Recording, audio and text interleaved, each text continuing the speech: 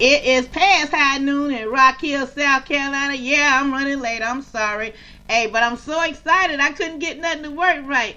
Welcome to Rosemary's World of Cannabis on 710 Radio. I'm going to get this public service announcement out the way, and when we come back on the air, we will have the man of the hour, Mr. Dan Ingram. We'll be right back. I can't wait.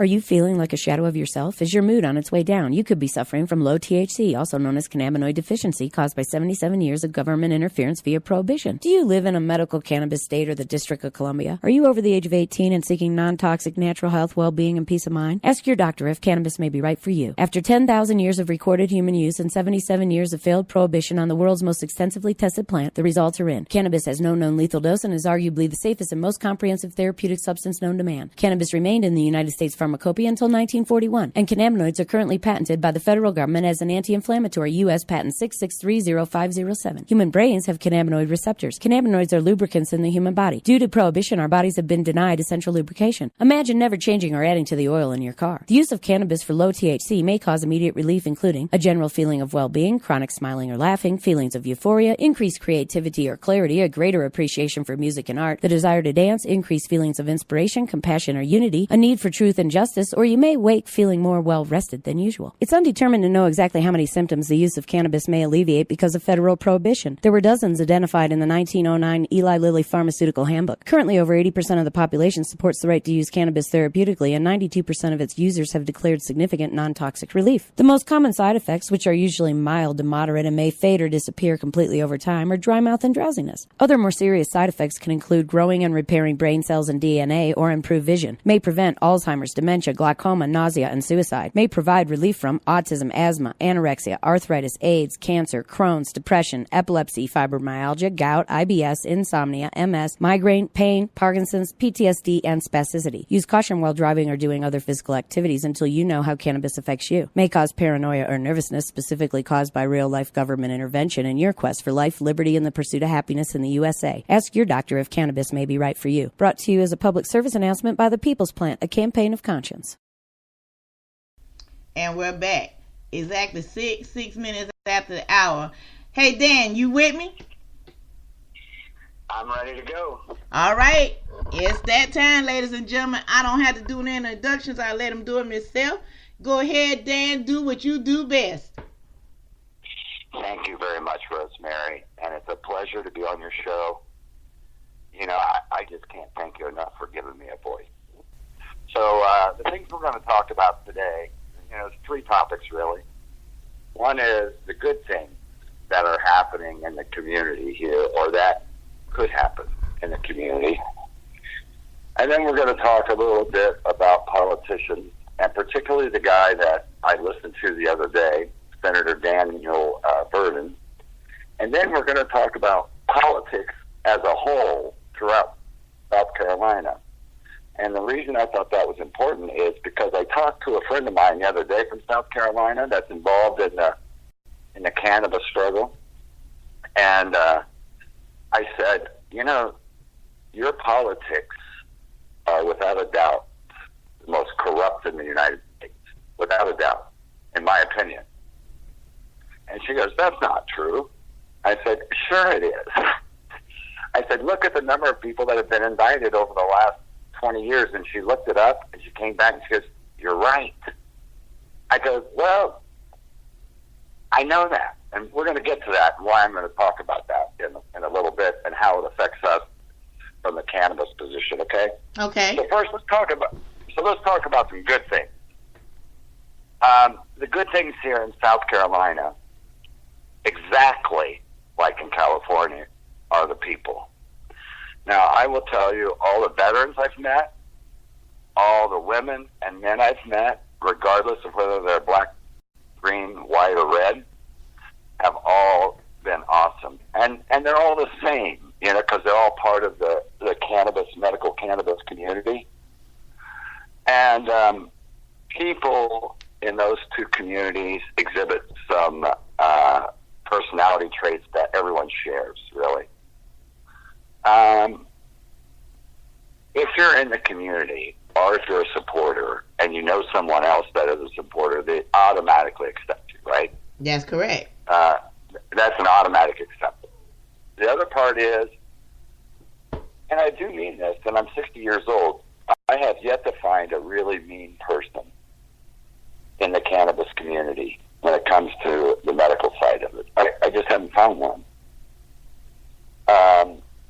And that is quite reassuring, because that's what makes other people like me want to work really, really hard at this. Because the folks are just awesome. The cannabis community couldn't have better people. And so I wanted to tell you, just give you an example, and I'm not looking for a pat on the back. That's not why I'm talking about this. The reason I'm talking about this is so that you understand that hundreds and thousands of people do this across the nation in medical cannabis states. For instance, and other people know that I have invested in 2 farms legally in California. Correct. And what we do, and I've never told anyone that, no one. I want everyone to know this so that hopefully they'll know people like me, and it'll bind us all together. Right? Right. Does that make sense? Yeah, I know exactly where you're leading into that. So please go ahead. I can't wait. Yeah. So what we do is we donate every single penny. Well, actually, it's not pennies. We give product to people that make suppositories for folks with cancer. Wow. Every dime. That's what it goes to. Every dime. Now, I would say it was a dumb investment if we weren't batting 1,000. And we take on stage 3 and stage 4 cancer patients.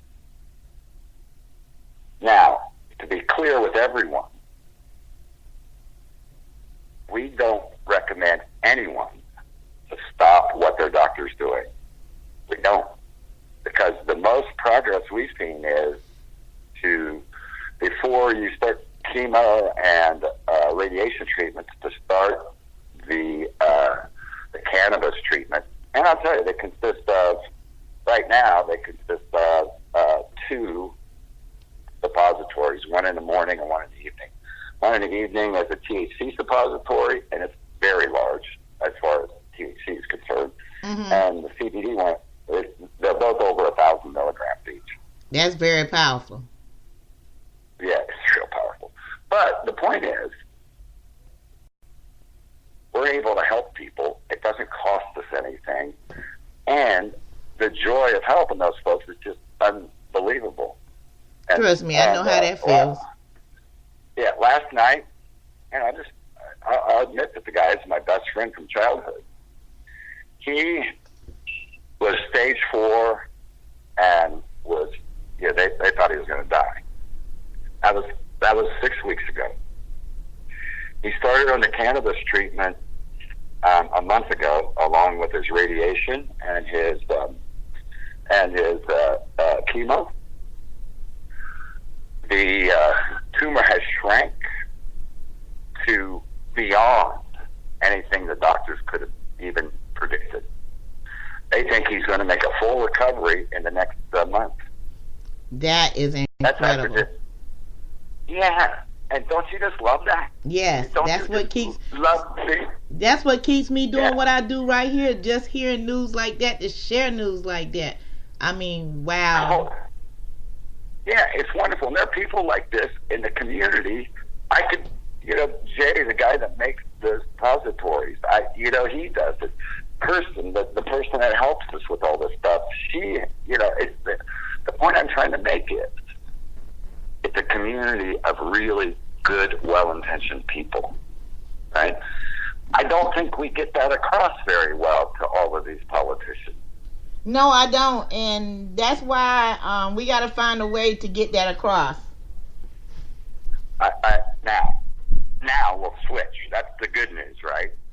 One is, we'll review it real quick. One is, I think the people in the community are just awesome, right? 2 is, I think that people in the community help one another beyond seen except for in the military. Mm-hmm. And 3 is we have to make the politicians that count understand who we are, what we are, right? We're not meth heads. We're not heroin addicts. We are people that vote, and we're people that care about other people. So that's, I wanted to start out with something positive and give everyone something to think about as far as how do we convince these people that we're all exactly like what I just said, because we are. I don't know of one mean person, right? Right. Well, I tried to do that the other night with Senator Danny Burton. Uh-oh. In my life, I can say I've only pleaded 3 times. Pleaded. And it's because I'm arrogant, and it's because I'm not a nice person, and all those things, but only 3 times. Once to my wife, once to my mother, and the other night to Senator Daniel Burton. I pleaded with him to listen to us. I pleaded with him to recognize it. And my question to him was, it's pretty simple. Why is marijuana illegal? Why is it illegal? Not because the law says it's illegal, but why is it illegal? And surprise of surprises, he couldn't answer, right? Right.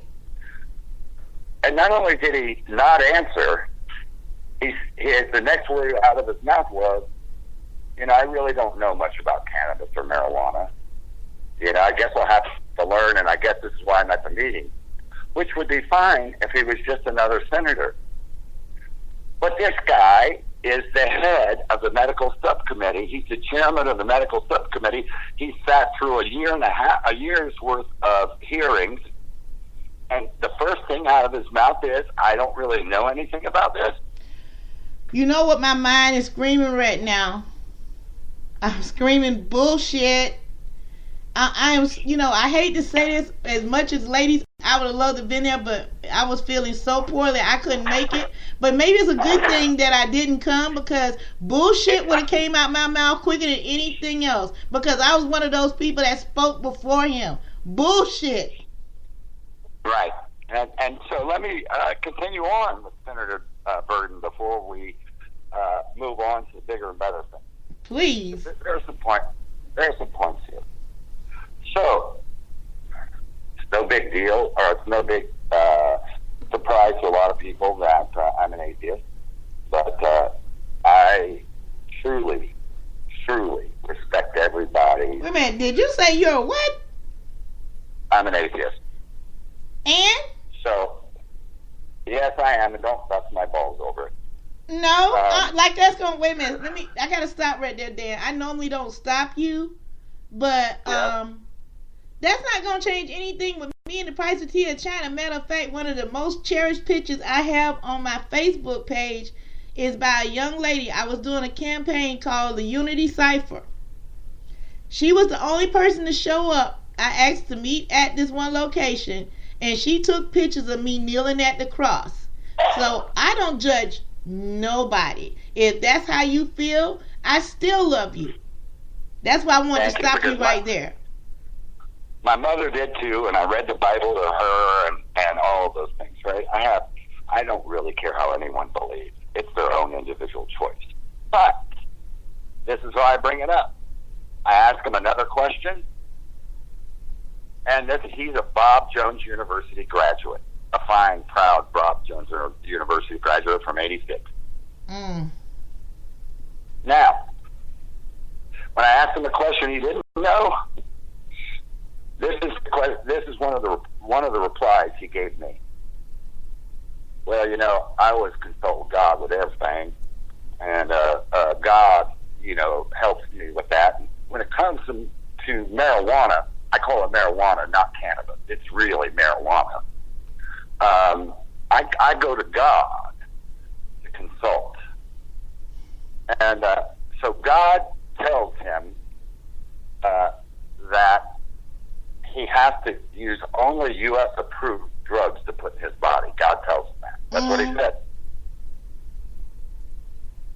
Well. So I was offended, and you can ask anyone there. He was sermonizing for over half the time he was supposed to speak. Oh. Now, the fact that I'm atheist doesn't matter about this, because I would have said something regardless. But he was sermonizing to all of us as if he was trying to convert us to Jesus, right?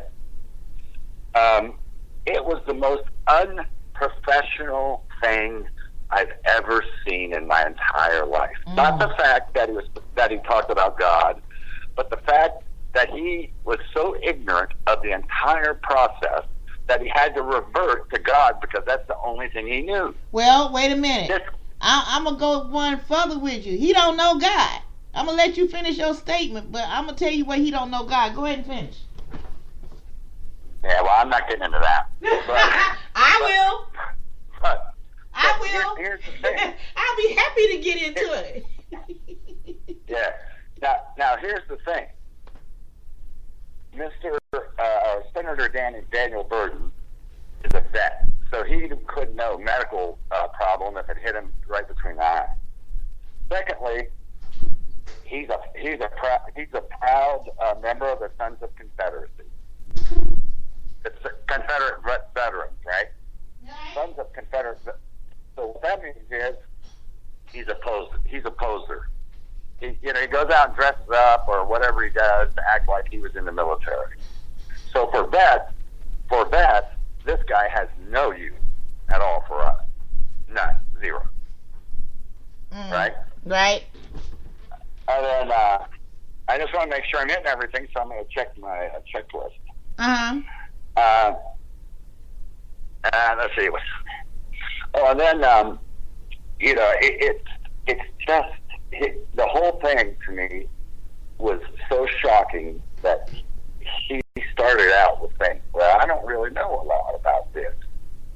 Now, what you have to realize is he and Harvey Peeler both voted to keep the rebel flag. Now, I don't really give a shit either way. I don't care. But they were the only two. And don't you find it funny that Harvey is one of the most vocal opponents of medical cannabis? Mm-hmm. And he appoints this guy as the chairman. Hey, clans together, stay together. That's all I'm going to say to that. Yeah, and I didn't realize any of this stuff until I started listening to this guy. And it's my theory. It's my theory that, and that's all it is a theory. Right. He got put in place there to basically block the bill from ever leaving the subcommittee. And I have to tell you, based on his responses the other night, and I really truly mean this from the bottom of my heart, I don't mean to say this to disappoint anyone, but as long as he's there, we have a big fight. A really, really big fight. Well, first and foremost, Dan, excuse me. No, as the chairman. Mm-hmm. As the chairman. Right? Did anybody have a recording of this? Yeah, they have the women that worked it, and I have to tell you, the girls down in Greenwood, South Carolina, just did a great job. They did a wonderful job. Mm-hmm. But they have the recording, and you can talk to, like, take Miss Jill Swing, and she can hook you up with them. Yeah, because I need that. I need a copy of that. And the thing is this. Since you won't talk about it, and I'm just gonna be brief on it, is this. Yeah. I'm sick and tired of religion being thrown up in the picture, and especially when you're talking about if you're gonna use the Bible, use it correctly. Don't be using it to your convenience, because you need to get to the beginning. You can't go to Mark and Luke without going to Genesis. So in Genesis starts the whole conversation, but I'm gonna go on that on a different day out of respect for you, Dan. But I'm sitting up here 15 shades of piss right now, because you see, God do things for a reason. I hate to put him in the conversation, but I have to. Because if I'd have been there, it'd have been a shit show. I'm letting you know. Because if he'd started preaching, it would have been a Bible war. I'm just letting you know. He did, and a couple other people tried to correct him, and he just talked over them. Well, see, he can't talk over me. The I best is tried. Yep. Okay, so let's. So Burton is not a supporter. He'll never be a supporter. His ignorance of the whole matter is so. It's bordering on malfeasance. Really. Mm-hmm. It is like in the military. Let me just say this: in the military, if you have a job for a year, and I think that's this way anywhere. And I know if you worked for me for a year, and you didn't know jack about your job at the end of that year, I'm firing you. Exactly. There's no mechanism to fire incompetence in the South Carolina political arena. No mechanism. None. And see, that's the sad thing about it. This is my question, Dan, real quick. Maybe I'm putting the horse before the cart, but how? And I do mean how. That's why I got a solution that I think that might work. That's why I want a copy of that tape, because I'm sending it in to some friends across the media, because you got to remember this is election year coming up, and I don't want him to say. I don't want him to be able to say not that he didn't say that or he didn't do this. I'll take your own, because the point is this. I will blame everybody in the South Carolina legislation, myself personally, if this bill don't pass, because this bill depends on my life and your life and a few other people I know's lives. The point is this. I shouldn't have to move because of your ignorance. I will burn it to I will burn a presence of his words to him, to every media here in South Carolina, because I'm tired. I mean, I'm tired. Trust me. I know. I stood in front of him and I said, look, I've lost 50 pounds in the last 3.5 months. I said, by living here in South Carolina, it's costing me. No reply. But anyway, let's stop beating him up for a minute, because I got a couple of other things to say as well. We know that Burton, as a person, who knows?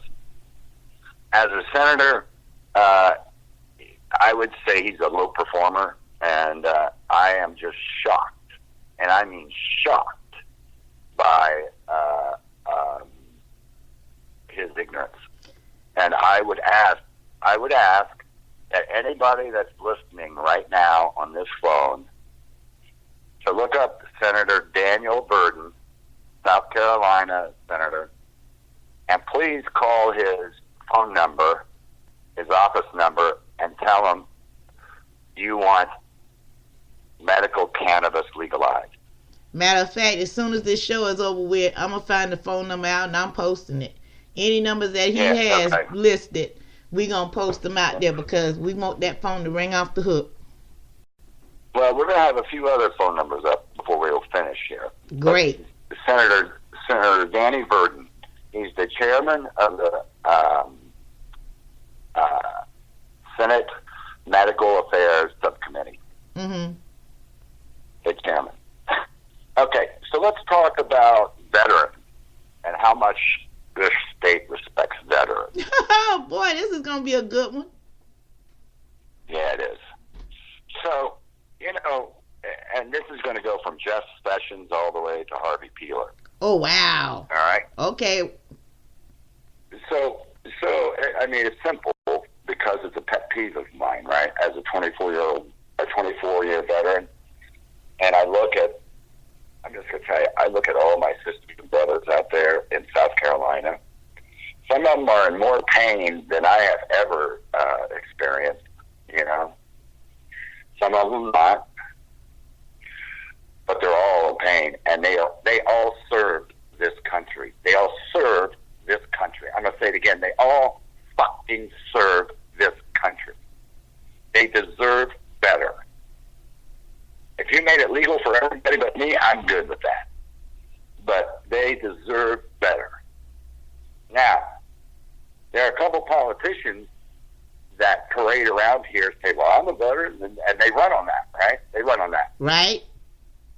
The little general, Jeff Sessions, mm-hmm. He claims he's a veteran. Well, you see, what a lot of younger people may not know, but during the Vietnam War, there were three ways, essentially. You either got drafted and went to war, right, or you said no to the government and stayed here and took your punishment, right, or you ran to Canada to get away. Mm. Now, so just so everyone knows, I'm not so hardcore in people that opposed it, because Muhammad Ali is my number one hero in my life. Whether it's good or bad, I don't care. But he stood up for what he believed in, right, and he took his punishment. Okay, so you can't blame a man for that. If you believe in something, you stand up for it, and you take your punishment. No big deal. right, But what affluent white kids did is they bought their way out. And so Jeff Sessions joined the reserves, worked in a logistics warehouse in Alabama during Vietnam, never left. He was in the reserves, Right. never left Alabama. Never left Alabama. But he uses that on his resume, right? mm-hmm, But he's not a vet. He's never had to do the things all these people in South Carolina have had to do. And so when people like that try to tell me, well, I'm a veteran, I get really upset. So what does he have in common with South Carolina? Well, our governor.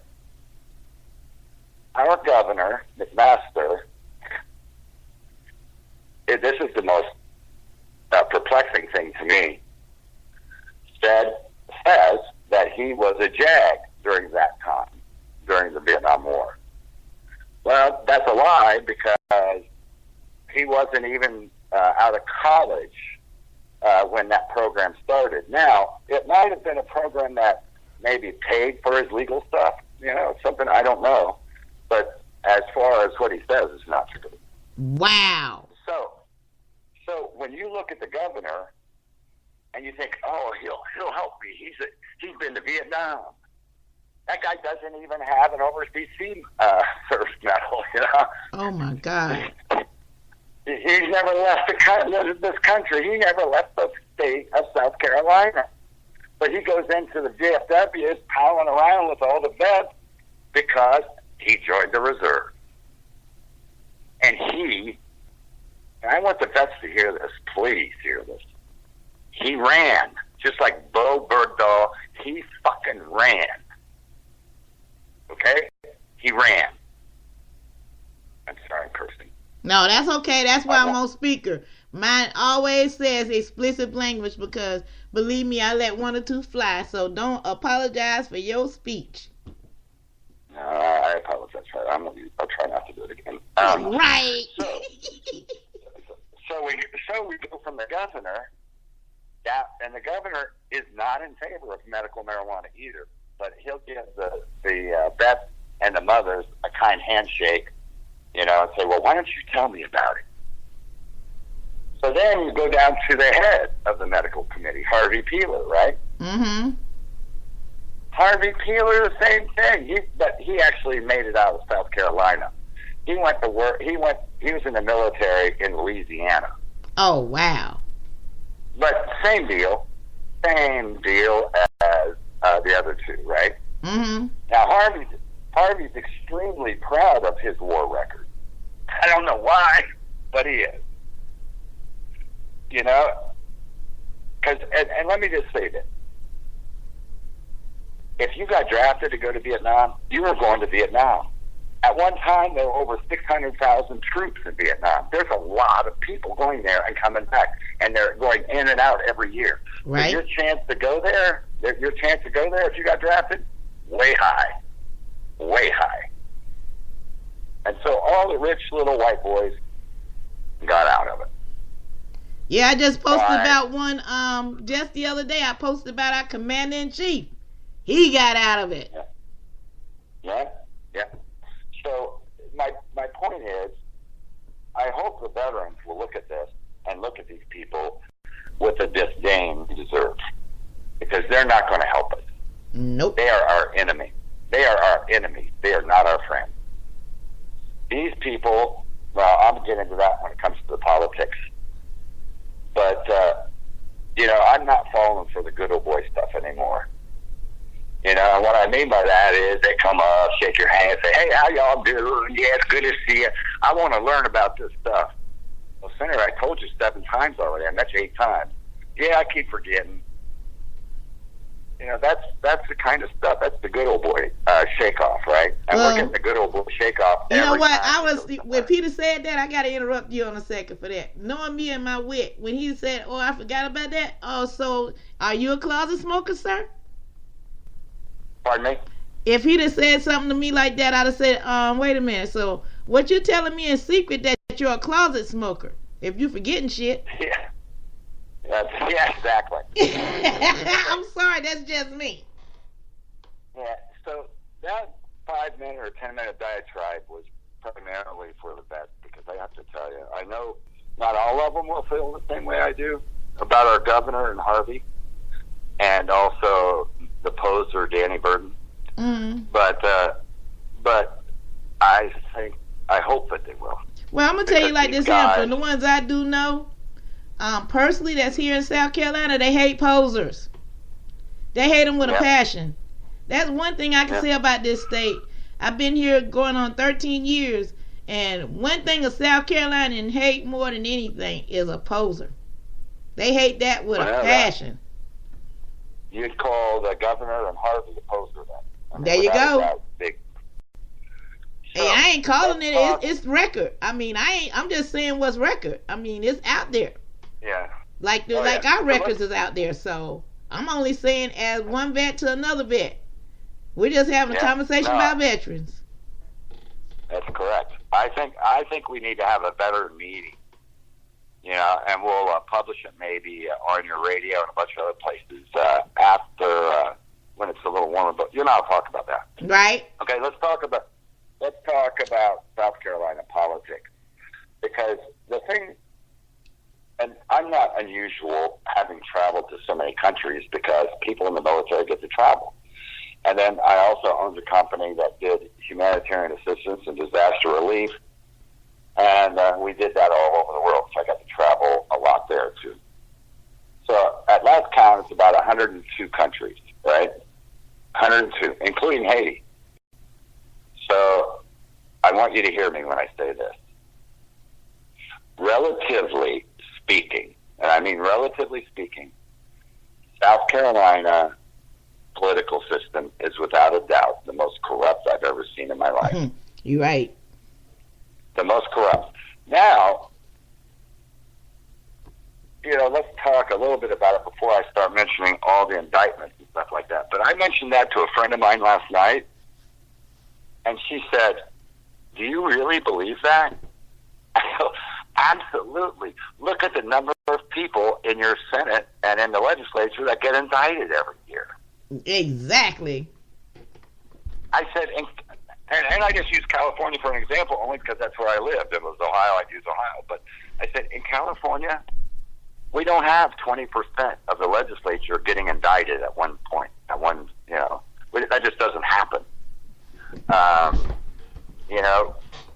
We don't have sheriffs like in Greenville. We don't have sheriffs hiring a woman to do literally to say whatever, or to do whatever he says, go wherever he goes, blah blah blah blah blah, and then whatever happens, there's a special encounter between the two, and she claims he raped her.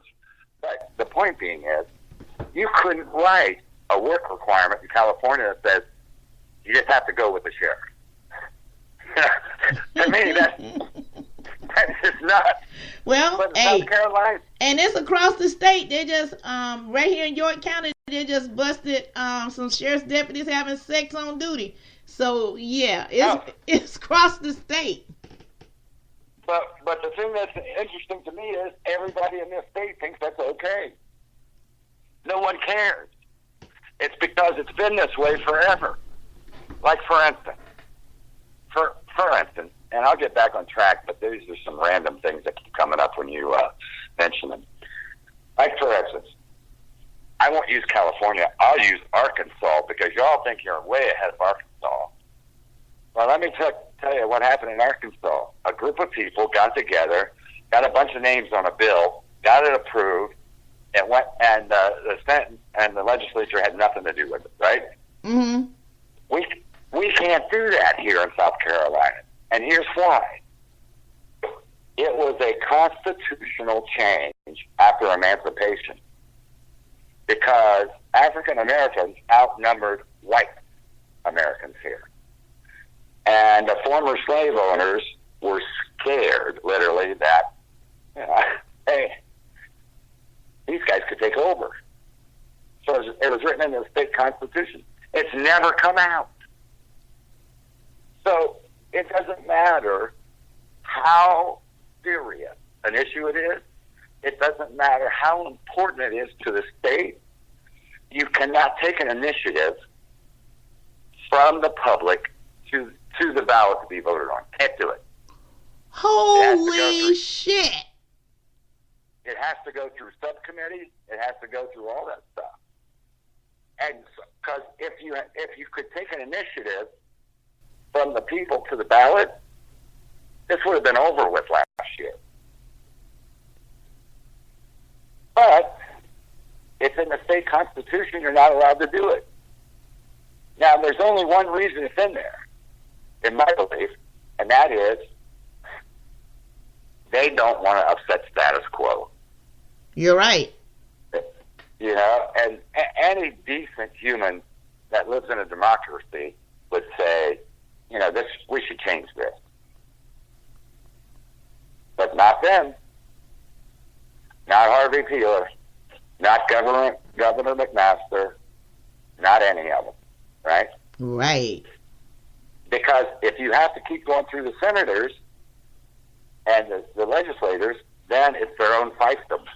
Right? They have the power to help their buddies. They have the power to screw people over. They have all the power, all of it. They have all the power. You have none, because you have to go up there, and I've done it, with your hat in hand, begging these jerks to help us.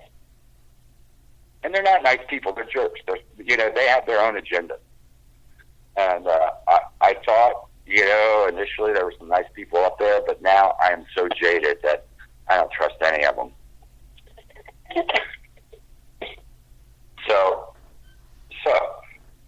that was, I got off track for a second, but I just wanted to... I'm glad you got off track, because that was something that I didn't even know. That needed to come out. Thank you so very much for that information, because we'll definitely be talking after the show on that note, for real.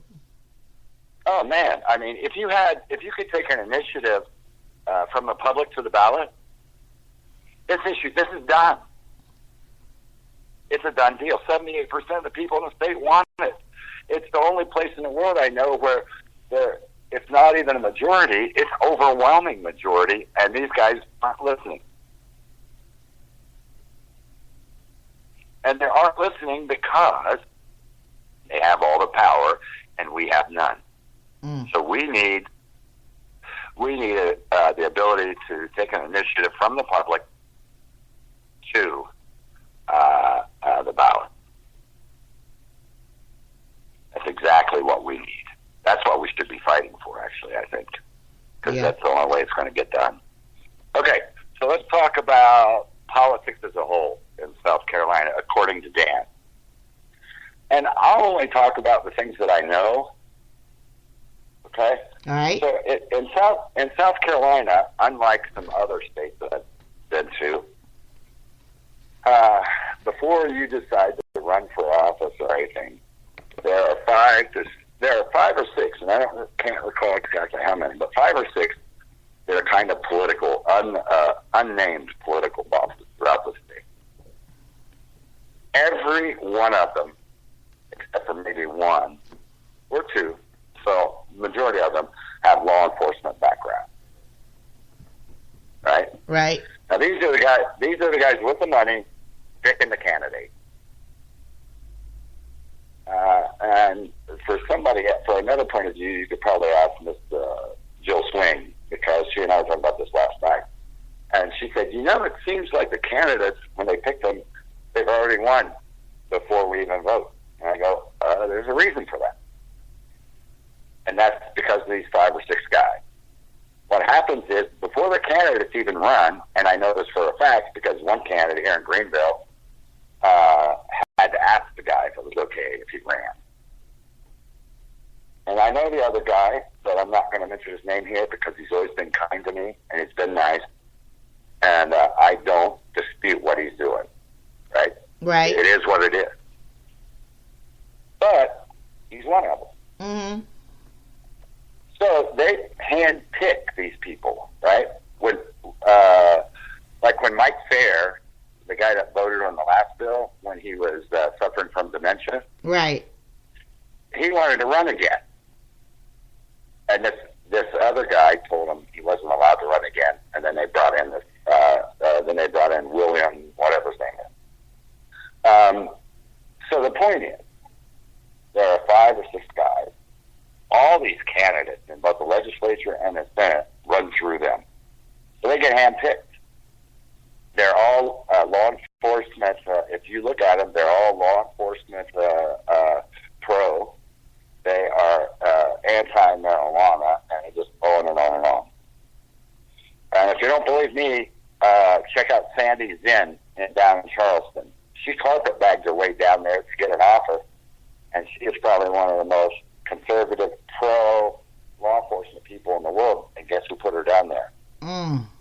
The police. Yeah. So anyway, 5 people. Now you get to the senators and the legislators, right? Right. They owe these 5 guys. They owe them. So when those guys go to office, if one of these guys call them, do you think they're going to say no? No. But these other 5 guys can replace them at the next election. So they're not going to do anything, nothing that the political boss wants to do. Now you can think I made this up, but these are the facts. And anybody that lives in South Carolina, I bet you can name 1 or 2 of these guys. I guarantee it. And so now what you're getting is inbred corruption, because you have one guy that has influence over his group of politicians, right? Right. And then another guy, because none of these are women, and none of them are black. There you go. And so they pick these politicians. These guys owe their careers to them. So they call up and ask for something, they're going to get it. They call up after Chief Sled has called one of them, or Chief Keel, which he does, calls one of them. They call their political buddy and say no. And it doesn't matter what we say. All right? Now, that's kind of, it doesn't, when you vote for someone, you better make sure you know who you're voting for. And you better make sure, and I never thought I would say this, but it's all the Republicans that have these guys. I haven't been able to find a Democrat boss yet. And I'm just going to tell everyone right here, and I'm staking my reputation on it, is the guy I'm going to vote for soon is James Emerson Smith for governor. He is a guy that is a true veteran. He was a JAG. He was a lawyer, which did get a lot of respect for me. But what did get a lot of respect for me was he resigned as a JAG and became an infantry officer. That's a big deal. Hell yeah, it is. Yep. Then he went and killed bad guys with Gary Cooter. And they got to kill a lot of bad guys together. He has some spending problems. Like, he likes to spend a lot of tax dollars, but I think he'll modify that as we talk to him. Yep. But he is the single most pro marijuana cannabis guy in this entire state. I mean, he is all over it. When I first talked to him, my first question was, how do you feel about medical cannabis? Because I feel it should be legal. Didn't even wait.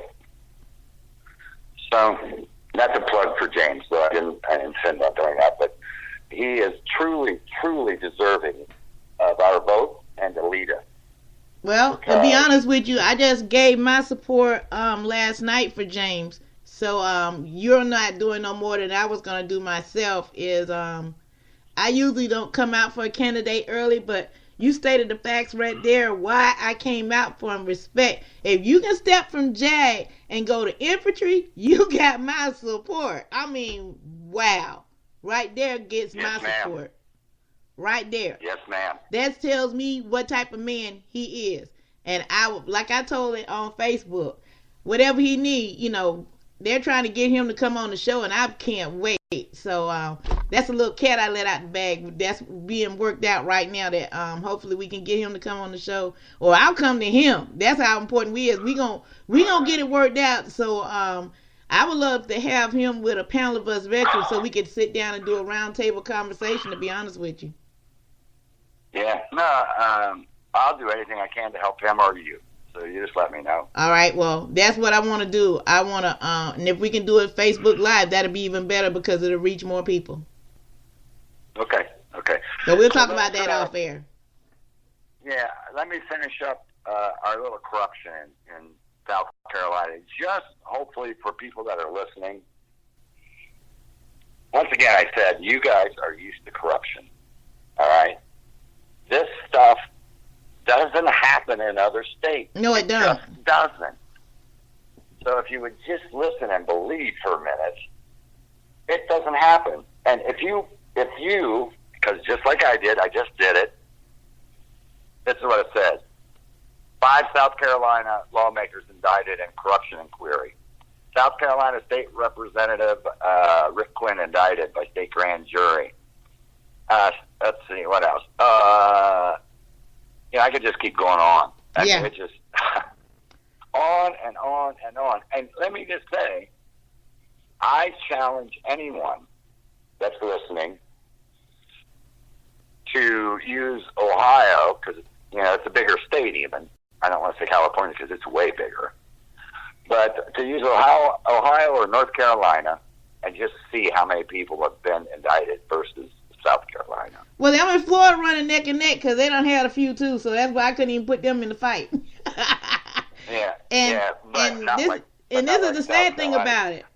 I got a feeling it's gonna be even more once it's said and done when the medical marijuana program down there, when all them skeletons come flying out the closet about everything about it, and it comes to full life, and the people realize that they've been horsewaggled.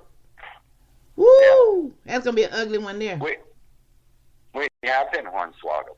We have been. Mm-hmm. These guys have been giving us a handshake and one of those. All right, I'm gonna curse. Sorry. Go ahead. One of those fucking corn cone smiles. Yep.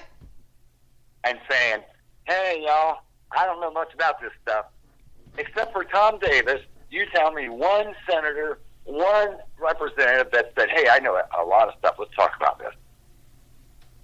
Name one. Besides Tom Davis. You can't." Hey, I'm finna say right now. Who? That will openly admit to you? No. That ain't such a thing. No, it's true. So let me summarize this little particular section. What I was trying to say is, the state's corrupt. The politicians are corrupt. I mean, the politicians are just incredibly, incredibly corrupt. I've never seen anything like it. And the reason for that corruption is the way your system works. Right. And that is, you got the political bosses who select the candidates, and blah, blah, blah. And the bosses are the ones that organize the funds for the candidates. And so, the result is corruption. Right. And it's a small state. No one really looks in here. And so these guys can get away with stuff. If you don't think they can, think of this.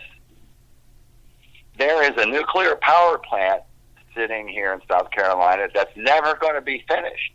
Right. Hugh Leatherman, Harvey Peeler, and McMaster all voted for it. Mm-hmm. They all profited from it. Right. One way or another. Guess what? It's never going to get broke because the commission they formed is broke.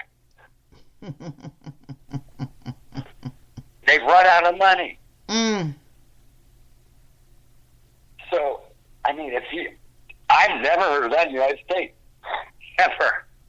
Oh, we're building a nuclear power plant, but there's no more money left. So, anyway, that's the end of the corruption. What I want to say in closing is this. I hope all of my veteran friends stay strong and get even stronger and refuse to lose. Refuse to lose. You know, particularly when it comes to these senators and these legislators. These guys are all just farmers. They're not, they're not anything. They're just guys working a job for $12,000 a year. That's it. So for my vets, I want you to stay strong, hopefully. Hopefully you agree with me about those 3 examples I gave you, the posers, because you know what? That's the state of politics in all of South Carolina. They're all posing one way or another. For all the moms and people that are sick, just keep doing what you're doing. You know, you guys are just awesome, and you're inspiration for the rest of us. So, we'll support you as best we can, sometimes by keeping our own mouth shut, but do what you can do. And that's about it. That's all I've got. Well, I'm going to tell you like this, Dan. You don't put a heck of a lot of information out there. That's why I said anytime you want to come on the show, you don't have to ask. You just call in because you've given us, me especially, a wealth of knowledge that, I'm going to put it like this here. Knowledge and ammunition, because I'm tired of fighting. I'm tired of fighting, and if we have to fight the dirty way, we'll fight that. I mean, we'll put your business out in the streets. Hey, the point is this: these officials were elected by the people. One way or another, since I've been here going on 13 years, unfortunately, I voted for somebody or to that effect. And right about now, I'm not happy with the progress I'm seeing. And matter of fact, there's no progress. I've stated it on Facebook time and time again, and I got to the point now that I'm speaking out about it in more ways than one, and I'll do anything possible to get my point across. Because it isn't only my point, it's the people's point. And when we decided to become soldiers, we decided to defend, the United States of America, our Constitution. And all that's been threatened. So just because you no longer wear that uniform, you still have the responsibility as a United States citizen. So I'm only playing and doing my part to let the people know the truth. And I'll keep doing that. And then I salute you, sir, for doing everything that you do by informing us as well. And we have so many other people out there that's fighting this battle. We are not backing down. We're not standing down a bit. If anything, it's going to get us ramped up harder and harder. Because the people going to hear the truth. Because the truth going to come the same way each time. A lie come a different way every time. Just remember that. No, I agree with you. And here's the thing. We've been way too nice to these guys. Way too nice, like you said. And, the last thing I'll say is, if you wouldn't mind putting up the governor's office number, Harvey Peeler's office number, and Danny Burden's office number so people can call in and tell them they support medical cannabis. Call all 3, please. If you're listening, call all 3. All right. We'll make sure we'll get that knocked out for you. Well, once again, I'd like to thank you so much, Dan. If anybody would like to contact you or have a conversation with you, because I'm going to tell you, you're an interesting person, and that's why I love having you on the show.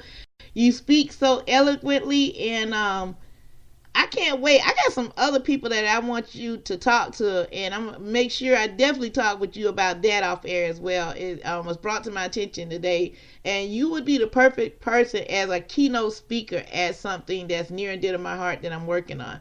So, yeah. I'll be there for you. Well, see, it's like they said, thank you so very much. And I think you'll enjoy the program that we're putting together, because the truth needs to be known, people. I don't care what you look like and how you present it, but if it's the truth, I want it to be put out there. And a lot of people don't know the truth. They settle by second and third rate newspapers or the media. Journalism is not the same thing back in Lois Lane and Clark Kent day. Now you got people telling you will not publish that, and it's the truth. That's why I enjoy doing what I'm doing. And once again, before we close, I got to thank Mr. Rick Wainwright, 710 Radio. Thank you so very much, Rick, for letting me do what I do. Because if I wasn't doing what I was doing, Dan wouldn't be able to give us the knowledge that he just gave us today. So thank you so very much, Rick. Rick sees the truth. Rick knows the knowledge. And if you can, hey, if you see Rick, throw a couple dollars his way, because he's paying for this, all right? I got to put that out there for you, okay? Anyway, guys. Thank you again so very much. I cannot thank you enough again, Dan.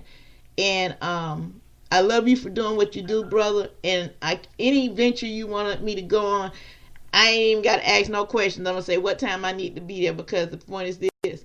I know you straight about the business at hand, and that's getting medical marijuana passed here in South Carolina. I love you too, dear. I'll see you soon. See you soon.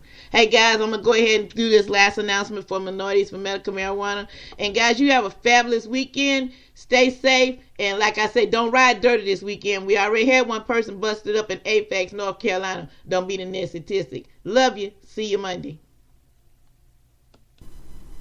Do you support diversity in cannabis? If so, Minorities for Medical Marijuana is for you. Minorities for Medical Marijuana, Inc. is a nonprofit organization focused on advocacy, outreach, and education regardless of the business, medical, social reform, and public policy aspects of the community. Join us. Membership has its advantages. Monthly cannabis meetings and investor network meeting, cannabis training and scholarships, DICE, diversity, cannabis expertise, networking mixers, physicians network, cannabis career center, business development, cannabis pitch fest, and public policy updates. For more information, you can contact 877-900-8322 or www.m4mmunited.org, or on Facebook, Twitter, or Instagram. Vote for Bud now. Once again, that is Minorities for Medical Marijuana. I am the chapter president of the South Carolina chapters of Minorities for Medical Marijuana, and I'm a proud member to be a part of it. Come join us. If you don't want to run your own chapter, hey, come join us here in South Carolina. We'd be glad to have the help. You get to meet new people, you get to experience some great things, and also you get to hang out with yours truly. Once again, that is Minorities for Medical Marijuana. Tell them Rosemary sent you. You hear me? You have just been in tune to 710 Radio. From the mountaintops of Denver, Colorado, all the way down to the clay of Rock Hill, South Carolina. We're bringing you the best news, music, and education from coast to coast. Have a blessed day now.